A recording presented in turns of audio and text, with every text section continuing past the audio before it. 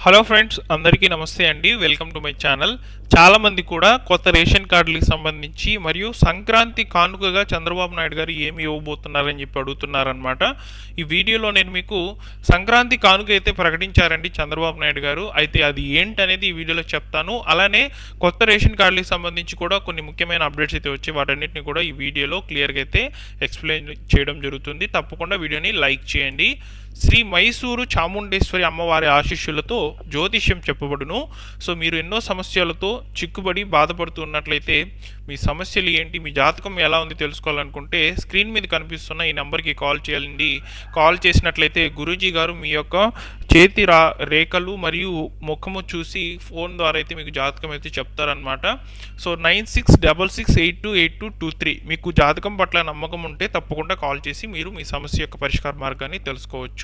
So friends, ఇక వివరాల్లో కనుక వచ్చినట్లయితే సో ముఖ్యంగా సంక్రాంతి అనగానే సంక్రాంతి కానుక అయితే గుర్తుకొస్తుంది ప్రభుత్వం నుంచి. సో అయితే ఈసారి సంక్రాంతి కానుక ప్రకటించారంటే సో ప్రస్తుతం ఉన్నటువంటి సమాచారం ప్రకారము సంక్రాంతి కానుక ఎక్కడా కూడా ప్రకటించలేదు చంద్రబాబు నాయుడు గారు. సో రేషన్లో ఇచ్చేటువంటి సరుకులు యథావిధిగానే వస్తాయి. కాకపోతే ఈసారి మాత్రము సంక్రాంతి కానుక వేరే విధంగా అయితే రాబోతుంది అనమాట. అది ఏంటంటే జాబ్ క్యాలెండర్. సో ఈసారి మాత్రము 12వ తేదీన చంద్రబాబు నాయుడు గారు సంక్రాంతి కానుకగా నిరుద్యోగులకు అవకాశం అయితే ఇవ్వడం జరిగిందనమాట. సో రాష్ట్ర వ్యాప్తంగా ఉన్నటువంటి నిరుద్యోగులందరికీ కూడా ఈ జాబ్ క్యాలెండర్ అనేది రిలీజ్ చేయబోతున్నారు. 2025-26 సంవత్సరానికి సంబంధించి సో రాష్ట్ర వ్యాప్తంగా ఉన్నటువంటి ఉద్యోగాలు ఎన్ని ఉన్నాయి, ఏ శాఖలో ఉద్యోగాలు ఉన్నాయి, వాటిని ఎప్పుడు భర్తీ చేస్తారు, సో దానికి సంబంధించిన రిక్రూట్మెంట్ ఎలా జరుగుతుందని చెప్పి ఈ జాబ్ క్యాలెండర్ తెలియజేస్తుందని చెప్పి చెప్పడం జరిగిందనమాట. సో నిరుద్యోగ యువతకు ఇది ఒక మంచి చక్కని అవకాశము. ఎవరైతే ఎగ్జామ్స్కి ప్రిపేర్ అవుతున్నారో వారందరూ కూడా ఈ జాబ్ క్యాలెండర్ వచ్చిన వెంటనే కూడా చాలా సంతోషంగా సో మీరు ప్రిపేర్ అయితే అవ్వచ్చు అనమాట. సో గత ప్రభుత్వం ఏది కూడా ఉద్యోగాలను అయితే ఇవ్వలేదన్నమాట. కేవలం వాలంటీర్ ఉద్యోగాలు, సచివాలయ ఉద్యోగాలతో సరిపెట్టుకుంది.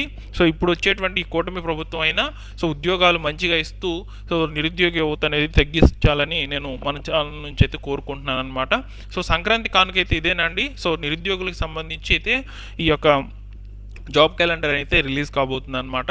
సో నెక్స్ట్ వచ్చేసి రేషన్ కార్డుల గురించి మాట్లాడాలండి. సో చాలామంది కూడా రేషన్ కార్డులు ఎప్పుడు వస్తాయన్న అని చెప్పి అడుగుతున్నారనమాట. సో కొత్త రేషన్ కార్డులు ఫిబ్రవరి నుంచి మొదలవుతాయండి, పక్కాగా చెప్పగలను నేను మీకు. సో ఫిబ్రవరి నుంచి ఎందుకు స్టార్ట్ అవుతాయంటే ఈ లోపల హౌస్ హోల్డ్ మ్యాపింగ్ అనేది కంప్లీట్ చేయాలని చెప్పి ప్రభుత్వం అప్డేట్ అయితే ఇవ్వడం జరిగిందనమాట. ఒకటి గుర్తుపెట్టుకోండి, హౌస్ హోల్డ్ మ్యాపింగ్ 3 సర్వేల ద్వారా అయితే జరుగుతుందన్నమాట. సో హౌస్ టు హౌస్ జరుగుతుంది. ఇంకొకటి సో సచివాలయ ఉద్యోగుల ద్వారా రీసెంట్గా మీ యొక్క ఇంటిని విజిట్ చేస్తుంటారనమాట, హౌస్ హోల్డ్ మ్యాపింగ్ అనేది చేస్తుంటారు. సో హౌస్ హోల్డ్ మ్యాపింగ్ అనేది ఏంటంటే ఇప్పుడు రాబోయేటప్పుడు రేషన్ కార్డులకు సంబంధించి సో పలానా హౌస్లో పలానా కుటుంబంలో ఇంతమంది ఉన్నారు అనే దాని మీద ఈ సర్వే అనమాట. సో ఈ సర్వేలో తప్పనిసరిగా మీ వివరాలన్నింటినీ కూడా నమోదు చేయించుకోండి.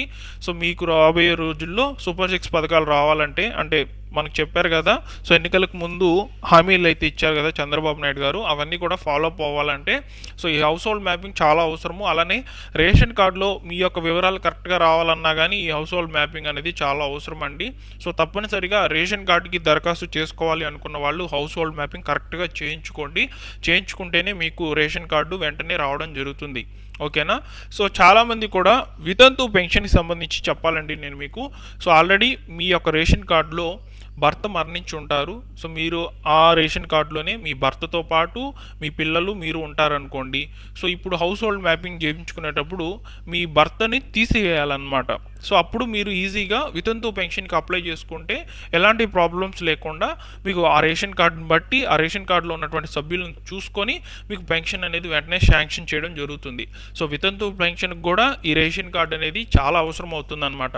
అలానే రాబోయే రోజుల్లో ఈ రేషన్ కార్డు వల్ల ఆ తల్లికి వందనం పథకం, సో తల్లికి వందనం పథకానికి కూడా ఇప్పుడు హౌస్ హోల్డ్ మ్యాపింగ్ చేస్తున్నప్పుడు సో మీ బిడ్డలందరూ కూడా మీ యొక్క కార్డులోనే ఉండేటట్లు, అదేవిధంగా ఆ కార్డులో మీ యొక్క ఇంటి పేర్లన్నీ కూడా కరెక్షన్ అనేది చేయించుకోండి.